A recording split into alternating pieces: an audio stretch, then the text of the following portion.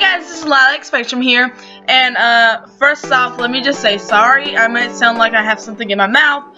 I have been coughing a lot, and I've been having a bad, throat thing happening the past few days, maybe a week, and I've just been all kinds of wonked out, so I'm on a cough drop here, so let me say sorry for that already.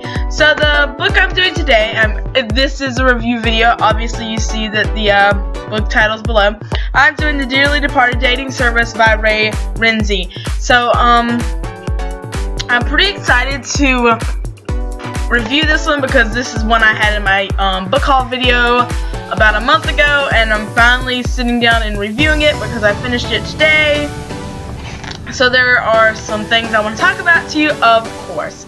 So, the first thing I want to talk about, and I've actually listed out stuff that I want to talk about in this book. This is the first book I've ever done that for, so that's pretty awesome.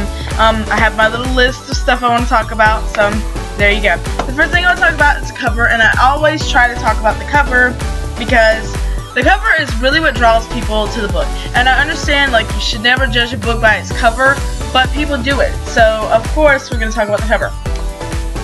This book, very interesting. It's a nice black, almost looks like satiny, sheety thing, and a little tiny casket on it that almost looks like a little, charm bracelet thing on it. So it's a cute cover. I love the cover. It's very cute. The cost of this book, I did not get this book. I did not buy this. This is obviously not my book. There's a library sticker.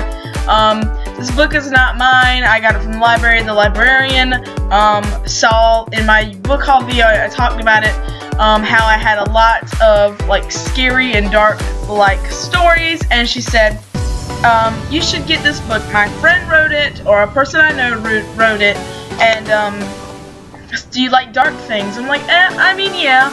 And I just happen to have a bunch of dark books and kind of horror-like books. And she said, well, you should read this book because it's kind of like a horror, comedy. So I'm reading. The cost of this book on Amazon.com is $10.99. I don't think that's with, oh no, it says free shipping on orders with at least $25 of books. So if you get this book and maybe another book, you could probably get free shipping. That's for paperback.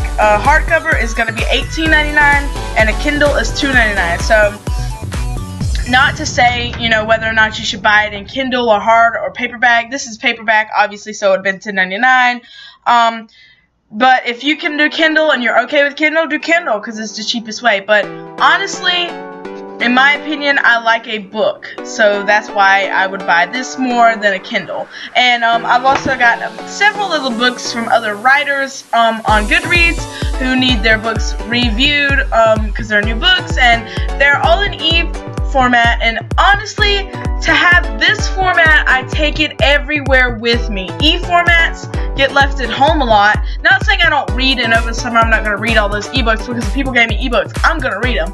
But to me, it's just easier to read a real book than an e because I'm not taking my tablet everywhere because I'm scared somebody's going to steal it. So, of course, I'm going to keep it at home where I know it's safe. So, that's the cost. And from now on in my reviews, I'm going to try to do cost, cover, author, likes, just like the book, who recommended it, and then I'm going to sum up ideas and I'm going to talk about the year it was written. Now, the year this one was written, this one says 2015. The text says 2015 and the images said 2015. So, it's a fairly new book. But my library had it in my local library, so don't always give up hope that your local library will not have it. So I always kind of worry about newer books because my library, the library that I usually go to doesn't ever have them, but the newest library I signed up for usually does. So it's not a big deal. The author, her name is Rae Renzi. If I say your name wrong, I'm sorry. I don't think that's her real name. I think it's an alias. She is absolutely adorable. I mean, I know that's probably weird. I always say everybody's adorable. There she is right there. She's very cute. And at the back of this book, and I'm sure any book you get from this edition is that may be e-form, it gives you her email contact. You can contact her on email, Facebook, web, or Twitter. So there's different ways you can contact, which I will be contacting her via Twitter so she knows I did do this review for her. Even though I have never told her I was going to do a review, I told my librarian that I was going to do a review for her, so I'm doing it now. So, your librarian friend here in wherever I am, I'm not going to say where I'm at, you have a librarian friend who requested me to read this book, and I did, and now I'm giving you a little review here on YouTube. I'm not very popular, but I did enjoy this book. So, there's the author, Rae Renzi, and of course her name will be below in the title of this video. Who recommended this book? Of course, I just said the librarian recommended me this book. Now, some dislikes and likes about the book. Recently, and I'm going to be looking at my phone, I've been reading a lot of books recently because I'm trying to get more reviews up. Of course, I'm not rushing myself, but I'm writing as I go. I'm reading and writing and figuring out what I want to say in my books and in the stuff, all this, what I want to say in the reviews and stuff like that. So I've been going and emailing myself things. As I read and find stuff I like or dislike about a book, I'll send myself an email and I start a chain, and then I reply to that chain over and over and over again until I finish the book and I've figured out what I want to say. So, basically this book, and I'm not going to give you like all the details and tell you how it ends or anything like that because I want you to be surprised. Basically this book is about a girl who is studying to be a doctor, and it starts out like that, and next thing you know, she goes to work for the first time, and I think she's being like in her residency. And she's in her residency, and she starts her first day as a resident, and her boyfriend comes in. He's just been in an accident, and he's dying. And basically, he dies. He flatlines on the table or dies, and then she sees his soul come out of his body, and he's like, "Woo, I'm free," and stuff like that. And she's like, "Oh my God!" Nobody else can see him, of course. And then the surgeon's operating on him and trying to bring him back. And she's like, "No, don't bring him back." And he's like, "Get out of the OR." So basically that's how it starts. You find out that she can see ghosts, but she obviously didn't see him before. I don't know why. It doesn't really, go into that. But she doesn't see him before that. And then she sees him when her boyfriend becomes a ghost. So, and then after that little thing happens, you skip like 2 years. And so, I like that. I like how it started because you were like, whoa, and it just kind of grabs you from the beginning. And so that's a really good thing that she did there, and it grabbed me. I was like, oh.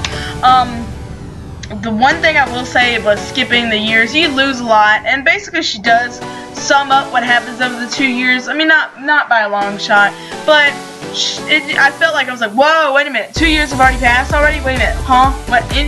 Like you feel like you're telling a story and somebody's telling you a story, and then they go, and then they skip over all this information. You're like, wait, what? I guess the author didn't feel like the information was needed, and it probably wasn't, but it was scary for me to skip 2 years like that. I didn't have a problem with it. Obviously, I'm just picking at something that I noticed it did, which was, like I said, I wrote down, it skips 2 years, and that's it. I'm not upset about it or anything. It was a good book. The next thing I have written down is, the main character's name is Joy, and she keeps meeting the surgeon who worked on her boyfriend in her everyday life. So now she's not a surgeon, or she's not a doctor anymore. She got kicked out of the OR, and she drops out of med school, and basically has all these debts and all that, and she's living with her grandma, and she's going to mortician school. So basically she's going to become a mortician, which is really interesting. I have read a book, I think it was called, I can't even really remember the book, and it was like a YA novel, like young adult, for like young teenage girls, and it's called Putting Lipstick on Dead People, or something like that, something along those lines, and that's the only book I've ever read about dead bodies like that, and so this was a new thing for adults, and there's no bad stuff happening in this thing, but, to find a book that uses, like, mortician stuff, you don't really see that a whole lot, so I thought that was really neat. So now she's in mortician school. Her grandma passes away in the 2 years that she's living with her grandma, and I think her grandma passes away, and she's thinking, okay, well, I'll just get the house and whatever. Well, comes to find out, she has all these debts, and I think her grandma took a mortgage out to pay for her college for her, and it just, I don't know, she gets all up in this financial stuff, and so she has to pay back all this money, and she don't have no money. She's just starting out as a mortician and stuff like that. So this surgeon, though, this is why she starts the Dearly Departed dating service, is because she can talk to the dead, but she ain't got no money. So it's just an interesting concept of a book. I've never heard of a book doing something like that. And like I said, the surgeon guy she met while doing the doctoring stuff just shows up in her life a lot, and I think it's oddly timed. Not so much oddly timed, because of course it's just happens, but you almost like expect it. Like, I know she said something in the thing about like she noticed his hands, this guy's hands, and there were, and like I don't even know the page, and she was like, they could be a surgeon's hand, and then like my little flag goes boop, and I'm like, that's the surgeon guy, ain't it? You know, like something like you can just see it coming. There's no big deal. I didn't have a problem with that, but like you keep seeing the surgeon guy pop up, and so you quickly find out who she's supposed to end up with, or you know what you think the story's supposed to go like. So. And I understand like how some things can be kind of predictable, because when I'm writing, I am a writer, but I don't publish my stuff like that. I publish on like online forums and whatever, and I get how hard it is to incorporate a scene that you want to incorporate without just making it so obvious. You know, like you want to make it kind of subtle, but it's not. And I understand how that is. That's sometimes kind of aggravating for me personally. Something I don't really like about this book, and it's not something bad or anything, it's not something major, it's just something I noticed. When the dead are around, she has a friend who hangs out with her a lot, and there are dead people around her all the time, so ghosts and stuff like that. So she's talking to her friend, and a ghost pops up, like her boyfriend pops up, or her friend pops up, or whatever. Somebody in ghost form pops up and is talking to her, and then she's talking to her friend, but also she's talking to the ghost, but her friend can also interpret it as you're talking to me.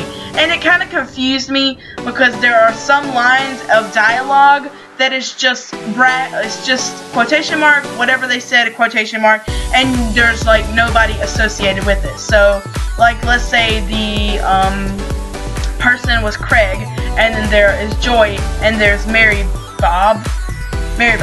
So there's Craig, Joy, and Mary Bob. Joy is our main character, Mary Bob is Joy's best friend, and Craig is her ex, so the one that's a ghost. So it'll be like him and her and her friend talking, and it'll be like Mary Bob goes, well, hey girl, and then I go, hey girl, but then Craig goes, hey, and then all of a sudden there's just a line of dialogue, and it doesn't say like Mary said this, or Craig said this, or I said it. Nobody is associated with the line of dialogue, and it just confused me, because it's like, who said that? There's 3 people in the conversation, and like I said, as a writer, I've done it before, I do it all the time, and I have to catch myself because I do it, but as a reader, it gets confusing, because you're just like, who said it? And it's not so much to be bagging on the writer, because she did a great job writing, but it's just like, it kind of confused me, because I couldn't really associate who's saying it, and there was a lot of conversations throughout half the book that I was just like, huh? And I mean, it didn't make me go, huh, so much that I didn't enjoy it, but there was just a little few tiny things, every now and again would happen, and it was just like, is that the dead person talking? Is that me talking? Is that Mary Bob talking? So it was kind of confusing, so that's one thing I did not like, but like I said, it was no big deal. I just kind of figured out who it was, tried to guess, and went on with my life. It wasn't something that I like raged over or anything, like, you know, so. And then another thing I noticed, and this is like my last point, but I have more points, that Joy ends up in a lot of predicaments. I mean, she is always up at the hospital or something, which goes back to the idea that is kind of predictable with the guy, because he's a surgeon and he's up at the hospital. So if I'm ended up at the hospital, who you think is going to come into the play? So it was kind of predictable, that's another thing. But I thought it was funny. Like, it was so funny, because she was always in the hospital, tripping over something, getting hit by something, and it reminded me a lot of the series, One for the Money series, the Stephanie Plum novels, where she's a bond enforcement agent, and she always is getting in a predicament like that, so I liked it because it reminded me of that. So I just really enjoyed this book. The page numbers, let's see, there's only 261 pages in this book. There's only 261 in this book, and that's not bad. If I had had more time to read it, where I was just reading this, because I read 3 or 4 books at a time, but if it was just this book at once, I could have knocked it out in a week, maybe, you know, with my schedule. Now, if I just had the summer off, I probably could have knocked it out in the next few days. The thing about this book, and I love books like this, chapter 1 is literally 2, 3, 4, 5, 6 pages long, and that's introducing you to her boyfriend, and then him getting in the accident and being in the OR.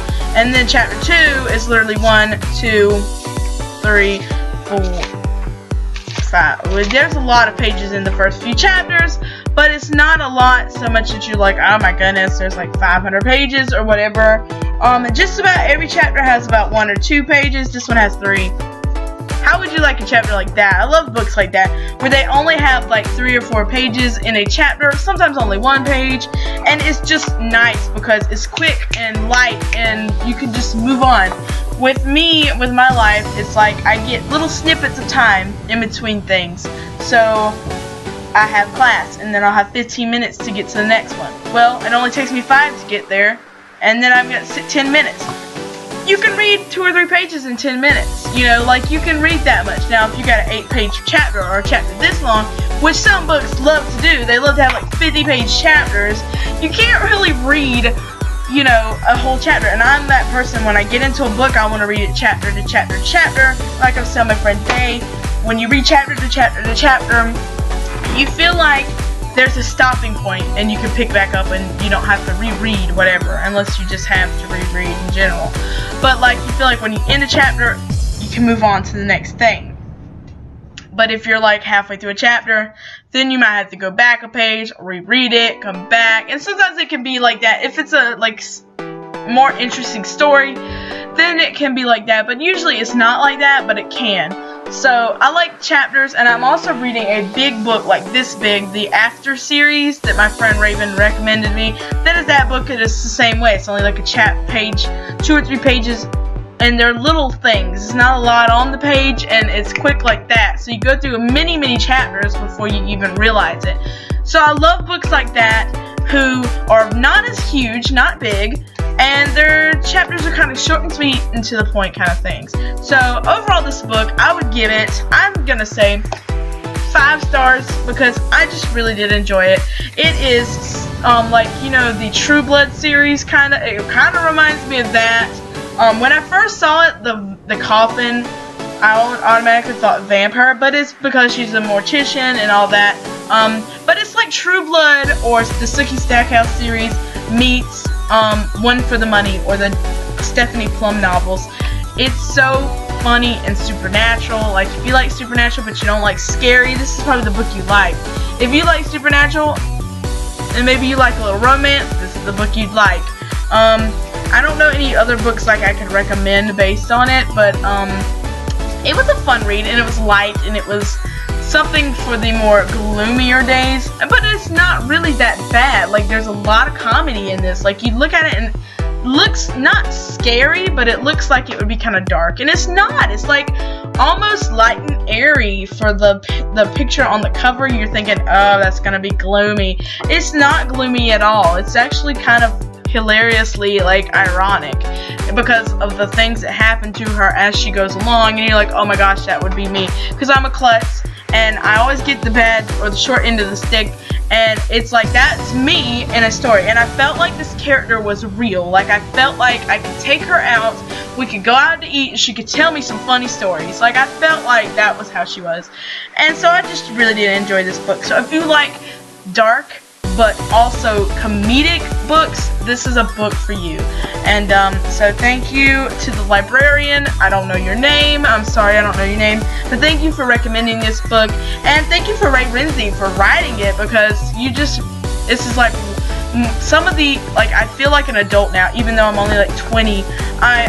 I walk into the library and people look at me like I'm still 10 or like 13 or something like that, and I'm picking up romance novels and this kind of stuff, and I feel like an adult even though everybody still treats me like I'm a child, you know, like, so books like that make me feel like an adult even though it's not, you know, it's not really an adult book. I mean, it is, but young 20s, like my age 20s, read it. It's a good book. If you like them, read it.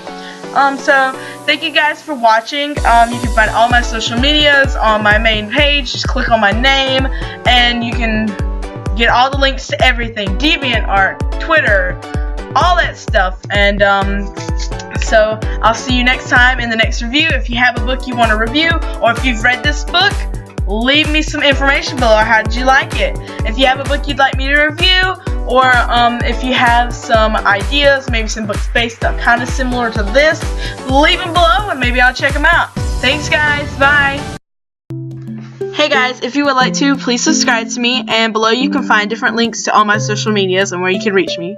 Bye!